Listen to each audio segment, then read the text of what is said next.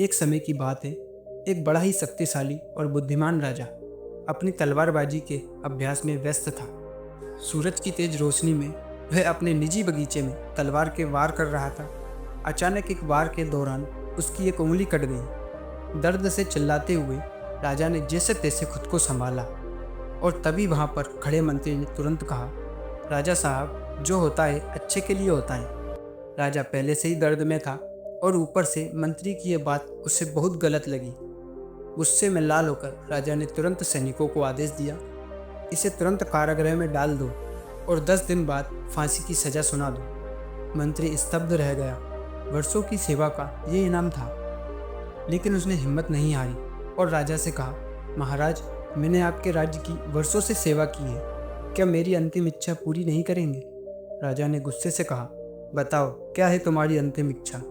मंत्री विनम्रता से बोला, मुझे सिर्फ 10 दिन का समय दीजिए, उसके बाद आप जो चाहें सजा दीजिए। राजा ने सोचा, ठीक है, इससे ज़्यादा नुकसान भी नहीं होगा, और वह मान गया। दूसरे ही दिन राजा शिकार के लिए अपने सैनिकों और कुछ भरोसेमंद दरबारियों के साथ जंगल की ओर निकल गया।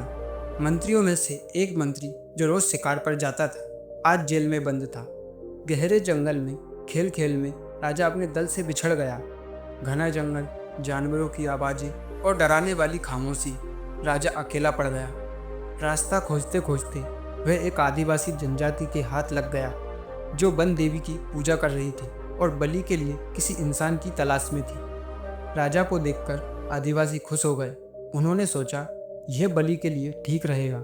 उन्होंने राजा को रस्सियों से बांध दिया और बलि की तैयारियां शुरू कर दी।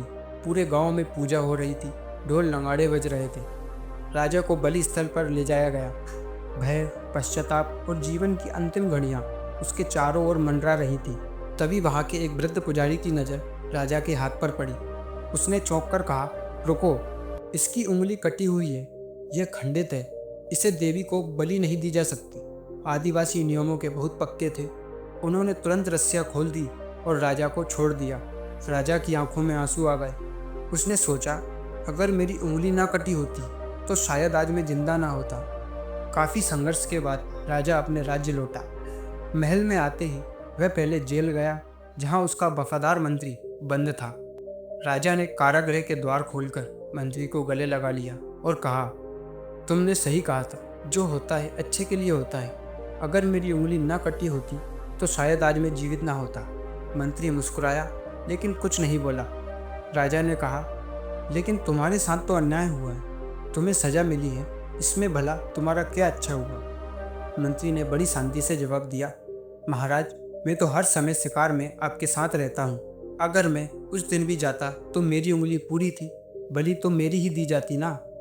राजा कुछ क्षण के लिए बिल्कुल शांत हो गया। उसे खुद पर शर्म आई कि एक छोटी सी बात पर उसने इतने वफादार मंत्री को सजा दे दी।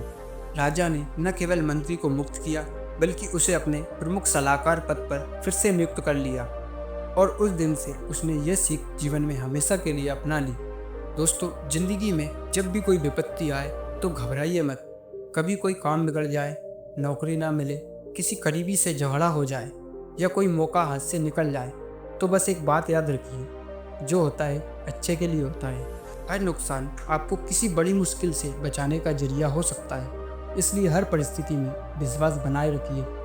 दोस्तों, अगर आपको ये कहानी प्रेरणादायक लगी हो तो इसे अपने दोस्तों और परिवार से ज़रूर साझा कीजिए। ऐसी और प्रेरणादायक कहानियों के लिए हमारे चैनल को सब्सक्राइब करें। मिलते हैं किसी और रोचक कहानी के साथ। धन्यवाद।